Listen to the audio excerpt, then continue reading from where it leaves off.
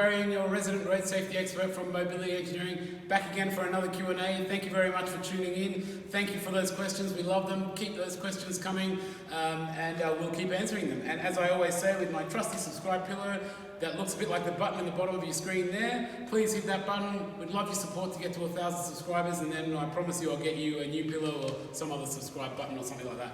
So let's get on to today's question. So today's question starts here in the back of our Volkswagen Caddy wheelchair accessible vehicle, which is also known on the market as a WAV. So we'll call it a WAV, wheelchair accessible vehicle. And basically the question has come, which has raised a couple of alarm bells actually. So that's why I thought we'd start here.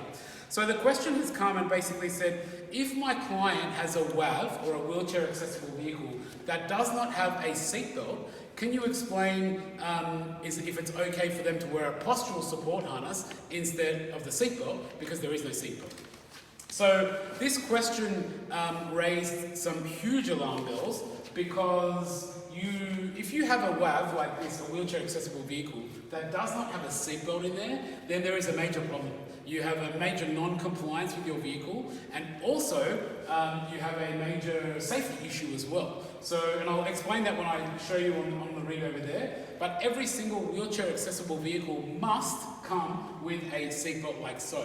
If it's an older wheelchair accessible vehicle, it may come with a lap only belt, but any vehicle, especially in the last few years that has been manufactured, must come with an over-the-shoulder seatbelt like that.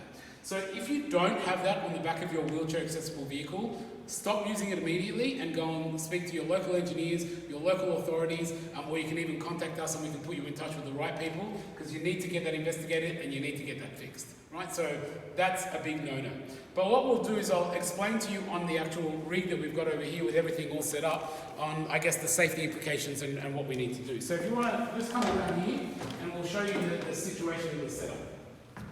So what we have on this platform here at our assessment centre is basically a mock-up of a wheelchair tied down, right? So we use this platform for training and demonstration, so it makes it a lot easier. It's all nice and open. So if we imagine this was in the back of a vehicle, we've got our wheelchair with our wheelchair restraints all tied up, right? And let's imagine we do not have a seatbelt like this fitted. So normally what I would have is an over-the-shoulder seatbelt that would go in over the occupant like so, in like that, and around that like so, and it would hook in.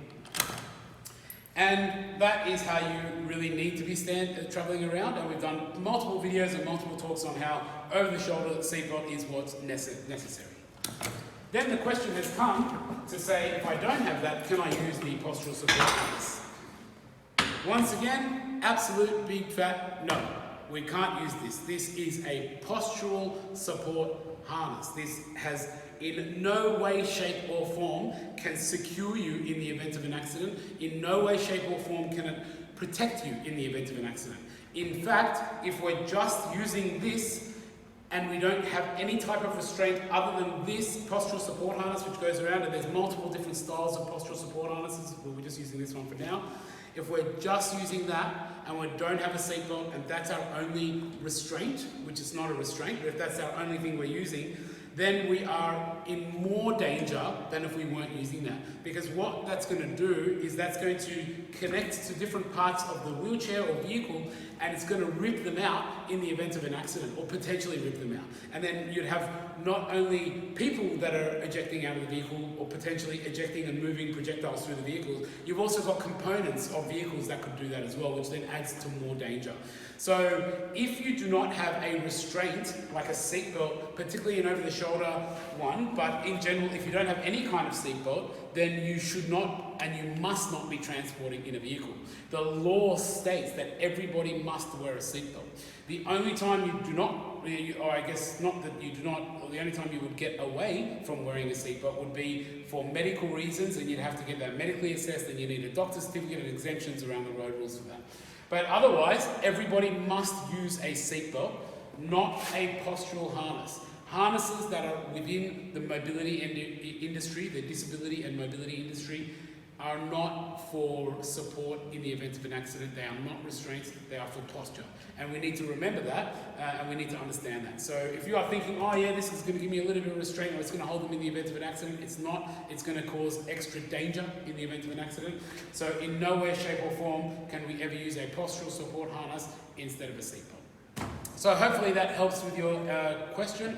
And basically, as I always say, keep those questions coming. We love those questions. Hit the subscribe button down there.